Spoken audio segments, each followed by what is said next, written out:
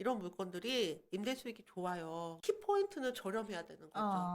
경매 잘하는 방법 혹시 대표님만의 노하우가 있을까요? 이게 잘하는 사람들이 특징이 있어요. 어. 그러니까 제가 처음에 경매 시작했을 때 뒤도 안 돌아보고 그냥 네. 직진했잖아요. 간절함이 좀 있는 분들이 음. 계세요. 근데 누구나 다 간절하지는 않을 거 아니에요. 맞아요. 돈에 대한 좀 마인드를 좀 세우고 처음과 끝만 보면 다 성공한 것 같지만 과정에 여러 가지 우여곡절이 있다는 거죠. 근데 그때마다 좌절하고 아 나 그만 못하겠다. 집에 가고 아 이거는 내 길이 아닌갑다.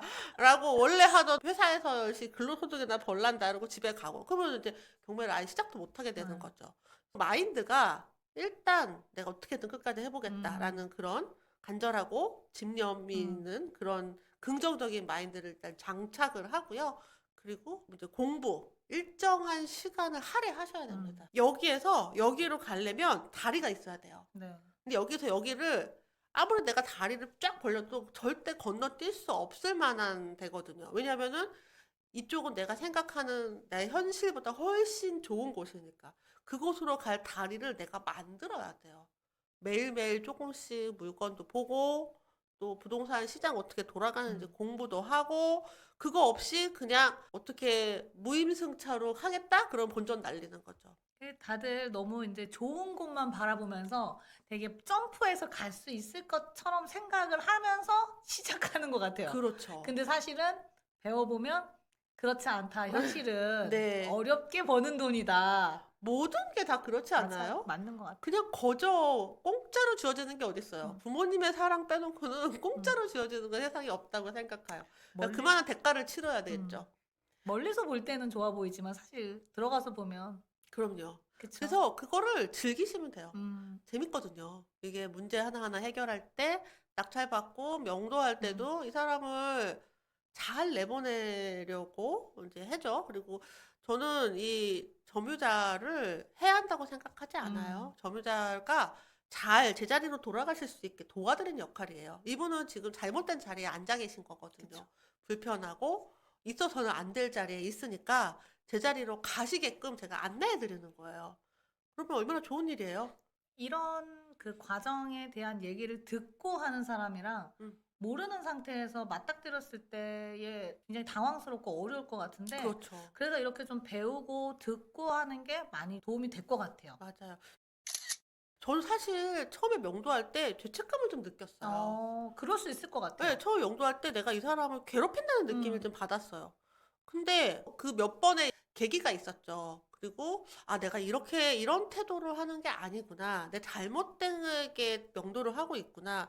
사실 내가 이분을 도와주는 건데 내가 왜 이렇게 이런 태도로 이분을 대하지? 라고 태도를 바꿨죠. 그전에는 약간 강압적이고 어. 좀 세고 이래야지 나간다고 배웠거든요. 어. 좀 전문가인 척하고 막 어려운 말 막 하고 네. 이래야지 이분들이 내 말을 듣는다고 배웠어요. 근데 그러면은 도리어 화를 내시더라고요. 기분 나빠하시고. 가만히 생각해보니까 난 이분이 잘 나갔으면 좋겠는데 도와드리고 싶은데 근데 그 마음을 전달을 해드렸죠. 말씀을 드려요. 저는 지금 점유자님을 도와드리려고 온 사람입니다. 배당받는 분이라면은 배당을 잘 받으실 수 있게 제가 도와드릴 거예요. 뭐 필요한 거 있으시면 말씀해 주세요. 배당을 못 받는 사람이라면 이제 제자리로 돌아가셔야 됩니다. 시간이 됐습니다. 언제까지 가지 않으면 법적 조치가 이루어질 거고 그때는 이러이러한 문제가 생깁니다.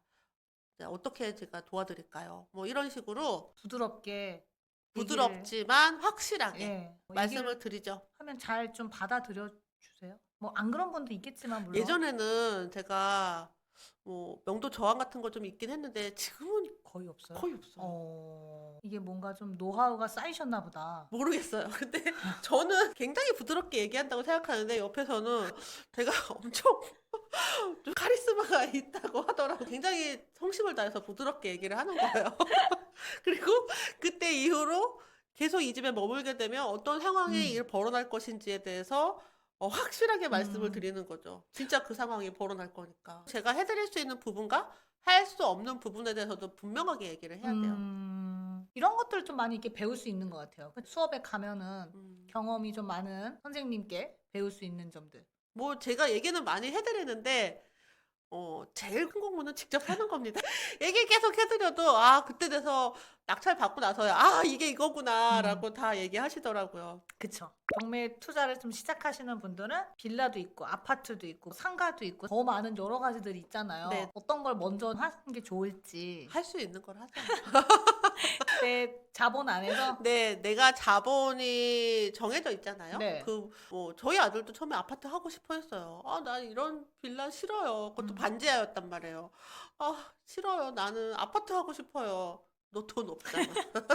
돈 700만 원으로 무슨 아파트를 하니. 가진 돈의 한계 내에서 해야 되니까 음. 내가 가진 돈이 좀 더 많이 있으면 조금 더 좋은 물건을 할 음. 수 있는 거고요. 돈이 없으면 좀 더 저렴하고 낡고 서울에서 먼 물건을 할 음. 수밖에 없는 거죠.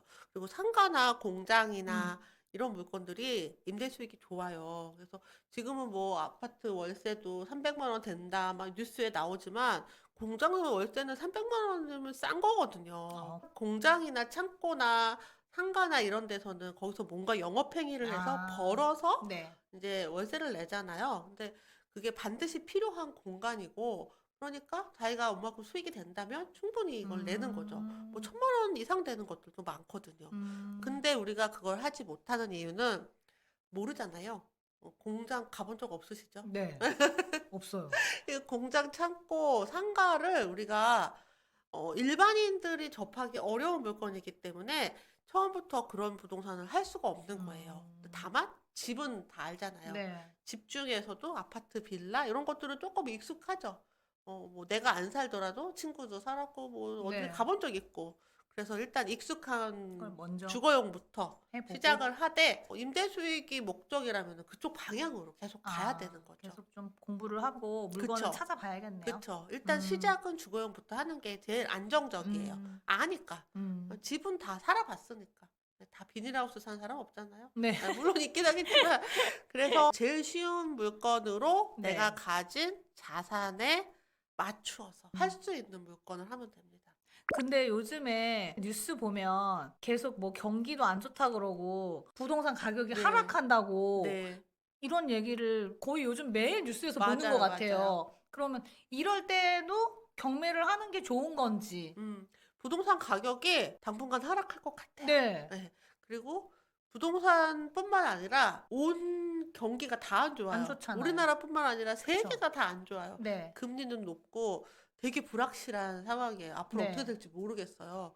그래서 이럴 때 무엇을 할 것인가? 누군가는 이제 투자를 안 하고 "더 안 좋아졌을 때 해라." 이렇게 말하는 사람들도 있는데 저는 "돈이 최대한 안 드는 투자를 해라."라고 얘기를 해요. 음. 근데 돈이 묶이지 않은 돈이 어딘가에 묶이게 돼서 그 자산이 하락하게 되면은 그러면은 되게 곤란해지는 네. 거잖아요. 그리고 다음번에 더 좋은 기회가 왔을 때 또 이 종잣돈이 거기 묶여 버렸으니까 못 하게 되죠. 네. 어디까지 하락될진 모르겠지만. 그래서 지금 투자를 하되 경매를 통해서 저렴하게 낙찰을 받아서 일반 전세입자에게 제공을 할 수 있으면 내 돈이 다시 거슬러 나오거든요. 네. 여기서 키포인트는 저렴해야 되는 거죠. 어. 그리고 물건의 가격보다 많이 싸기 때문에 전세입자가 들어왔을 때 안정적이어야 되는 거죠. 네. 그러면 나 돈은 다시 거슬러 나오고 회수하니까. 회수하고 다음 기회를 또 노릴 수 네. 있고. 그래서 포인트는 돈이 묶이지 않는 투자를 하라는 아. 거죠. 가만히 있는 것보다 음. 이렇게 하는 게 훨씬 더 효과적이에요. 부동산 가격이 하락하는 시장 상황이랑 상관없이? 상관없이. 어. 만약에 가격이 내가 산 가격보다 더 하락하면 어떻게 돼요? 그러면 어떻게 해요? 그냥 가지고 있어야죠. 이 점점점점이 어떻게 해야 돼요? 이게 깔고 있는 집이라면 그냥 있으면 상관없어요. 네. 그냥 있으면 되는데 투자용 집이라면은 간혹은 내가 전세로 세팅한 것보다 네. 더 가격이 하락할 수도 그 있어요. 전세가보다 떨어져요? 그럴 수도 있죠. 그걸 역전세라 그래요. 네. 지금 경매에 나오는 물건들 보면은 전세가가 높고 매가가 더 낮은 물건들도 있어요. 음. 역전세라고 하니까 네. 그때는 임차인이 나갈 때 원래는 이제 전세가 1억 2천이었는데 네. 전세가 1억으로 떨어진 거예요. 네. 그러면은 다음 임차인은 1억으로 들어올 거 네. 아니에요. 그러면 나머지 2천만 네. 원의 갭이 생기죠. 네. 그럼 역전세가 난 거예요. 네. 그럼 내 호주머니에서 네. 이걸 빼서 줘야죠. 줄 수도 있어요. 그래서 어. 시장 상황이 어떻게 될지 모르지만 항상 어느 정도의 정말 최악의 상황에는 그럴 음. 수도 있다. 그럼 내가 어떻게든 돈을 마련을 해서 누구한테도 피해가 가지 않게 해야죠. 대비는 해야 되겠네요. 마음의 대비는 네. 하되 우선. 정말 최악의 경우예요. 저는 항상 음. 늘 최악의 경우를 생각을 해보거든요. 음. 그래 봤자 내가 돈 빼서 이거 좀 네. 주면 되는 거예요. 우리 아들도 그 걱정을 했어요. 부동산 시장 안 좋고 이런 음. 데인데 어떡하죠? 너 집은 4천만 원짜리야. 네. 얼마까지 떨어질 것 같니? 그러게. 내가 산 가격보다 여기까진 그래도 안 떨어질 거다. 이 시장 상황을 흐름을 보고 읽을 줄 알면 그걸 좀 읽을 수는 있겠어요.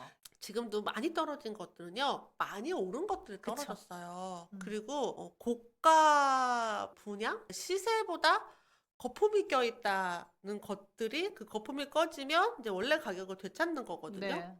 그런 것들이 많이 떨어졌어요. 지금 1억 이하, 뭐 2억 이하 물건은 음. 어디서 떨어져요? 더 그러니까. 어떻게 떨어져요? 어디 땅 파고 들어갈 데도 없어요. 더 떨어질 데가 없으니까 소액 경매 투자는 걱정할 필요가 없다. 소액은 괜찮다. 다만 정말 최악의 경우에 역전세가 난다면 내가 어떻게든 돈을 마련을 해서 버티고 음. 이분한테 돌려주고 시간이 다시 지나면 회복이 되죠. 그 상황이 올 수 있다라는 걸 아는 게 중요한 것 같아요. 그렇죠. 그랬던 적이 있어요. 음. 제가 14년 동안 투자를 하면서 역전세가 왔던 적이 한 2번 정도 있었어요. 어. 그리고 투자자들은 버텼죠. 내가 어떻게든 돈을 마련을 해서 임차인한테 피해 안 가게끔 해서 주고 그걸 못하게 되면은 경매에 나가게 되는 거예요. 그걸 못해서 막 대량으로 경매 물건 나오고 뭐 잡혀가고 뭐 네. 이런 일이 생기는 뉴스에서. 거죠. 네. 그래서 그런 적이 있었다라는 음. 걸 알고 계시면 됩니다. 30대에 결혼을 하고 나서 부동산에 관심도 생기게 되고 친구들을 보면 대부분 이제 자기 집 한 채는 다 있어요. 근데 이런 상황에서 부동산 투자에 관심이 생기잖아요. 이때는 그러면 부동산 투자라든지 경매에 대해서 어떻게 하면 좋을지. 사실 집이 하나 있다는 건 안정적인 삶을 살고 있다는 거죠. 네. 그렇다고 자산이 크게 불어나고 있다고 보기엔 참 어려워요. 네. 내가 여기서 살아야 되잖아요. 네. 여기 나가면 어디 가서 살아요? 그러면 얘를 현금화할 수 있는 기회는 없다고 볼 수 맞아요. 있기 때문에 일단 이게 투자다라고 생각하면은 집이 2채 이상은 돼야지 투자의 개념인 것 같아요. 우리나라는 내가 깔고 있는 집도 계속 오르면 투자라고는 하긴 하지만 영끌에서 똘똘한 한 채 뭐 이렇게 하긴 하지만 근데 이게 자산으로 하기에는 좀 어렵다. 그래서 사실 저는 왜 사람들이 다 집을 한 채만 가져야 되는지에 대해서 굉장히 불만이 많아요. 저희 아들한테도 조금 지나서 좀 비과세 혜택 받고 너는 다음 물건을 하되 나중에는 다주택자가 되고 건물주가 되는 게 좋겠다. 네. 결론적으로는 집이 여러 채가 있어야 네. 이게 자산의 가치가 되지 않냐라는 거고요. 네. 근데 1주택에서 2주택으로 넘어갈 때 굉장히 많은 리스크를 져야 돼요. 세금이나 대출에 관련된 거. 두 번째 집을 낙찰을 받으면 대출도 첫 번째 집처럼 안 나오고 그리고 2개의 집을 갖고 있으면은 세금으로도 굉장히 불리하죠. 정부에서 규제를 하고 있기 때문이에요. 그래서 사실 여기서는 선택의 문제가 들어가는데 현재까지 그랬어요. 그래서 다주택자가 되면 뭐 모든 세금을 다 많이 내게 되는 거니까. 근데 부동산 시장이 안 좋아지면요. 정부에서 그런 규제 다 풀어줘요. 안 풀어줄 수가 없어요. 왜냐면 정부에서 세수를 확보해야 되잖아요. 네. 뭐 거래가 돼야지 취득세도 받고 양도가 돼야지 양도세도 받고 하는데 그거 없이 어떻게 굴러가겠어요. 어떻게든 거래를 네. 활성화하려고 강제적으로 묶어놓은 징벌적 과세를 다 없애주겠죠. 그러면은 우리가 과거에 했던 것처럼 주택으로도 임대 수익을 얻을 수 있고 주택 임대 사업자가 지금 있긴 있는데 얘가 거의 뭐 그냥 껍데기만 있는 거예요. 아무 혜택이 없거든요. 네. 그냥 의무만 있고 혜택이 없으니까 다들 안 하거든요. 어. 근데 그러면 안 되죠. 다른 이제 기업들은 혜택을 다 받아요. 기업들처럼 개인도 다주택자가 될 수 있는 기회가 이제 불황이 계속되면 올 수도 예, 있겠네요. 열릴 수 있겠다. 계속 이 상태가 6개월 이상 되면 안 할 수 없을 거예요. 그러면 좀 바뀌는 제도들도 좀 보고 세금 네. 상황을 고려해서 네, 그래서 다주택자의 길로 들어설 것인지 선택을 해야 되죠. 저는 하는 게 맞다고 봐요. 어쨌든 집에는 내가 살아야 되는 거고 저희 집도 지금 5인 가족인데 결국은 아이들도 다 이제 각자 집이 다 필요할 거 아니에요. 그러니까 저희 부부는 이제 같은 집에 살겠지만 아이들은 다 각자 다 집이 필요하고 그쵸. 항상 집은 새로 필요하단 말이에요.